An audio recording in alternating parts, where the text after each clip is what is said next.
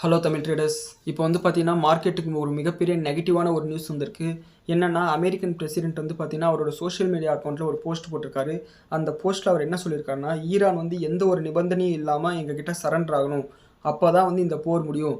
நாங்கள் வந்து அடுத்து வரக்கூடிய சுப்ரீம் லீடர் யார், இல்லை அந்த நாட்டை வந்து யாரை ஆளணுன்றதை நாங்கள் தான் முடிவு பண்ணுவோம். இதுதான் வந்து பார்த்தீங்கன்னா எங்களோட அஜெண்டா. அதுவரையும் வந்து பார்த்தீங்கன்னா போர் நடந்துகிட்டே தான் இருக்குன்னு சொல்லியிருக்காரு. இவர் இந்த மாதிரி ஒரு போஸ்ட் போட்ட உடனே வந்து பார்த்தீங்கன்னா க்ரூட் ஆயில் 10% ஏறிடுச்சு. அண்ட் நம்மளோட மார்க்கெட் கிஃப்ட் நிஃப்டி வந்து பார்த்தீங்கன்னா 24,300 கீழே ட்ரேட் ஆகிட்டு இருக்கு.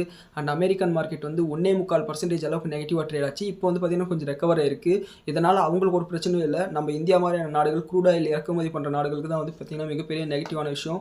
ஸோ மண்டே வந்து கண்டிப்பாக நம்மளோட மார்க்கெட் வந்து கேப் டவுனில் தான் ஓப்பன் ஆக போகுது. ஸோ நம்ம அதுக்கு தயாராக தான் இருக்கணும்.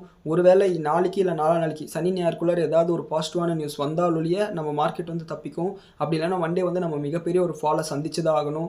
எல்லாரும் அதுக்கு தயாராக இருங்க. மேற்கொண்டு இந்த மாதிரி ஏதாவது ஒரு முக்கியமான அப்டேட் என்ன நம்ம வீடியோ போடுவோம். நம்ம சேனலை ஃபாலோ பண்ணிக்கோங்க. Good night.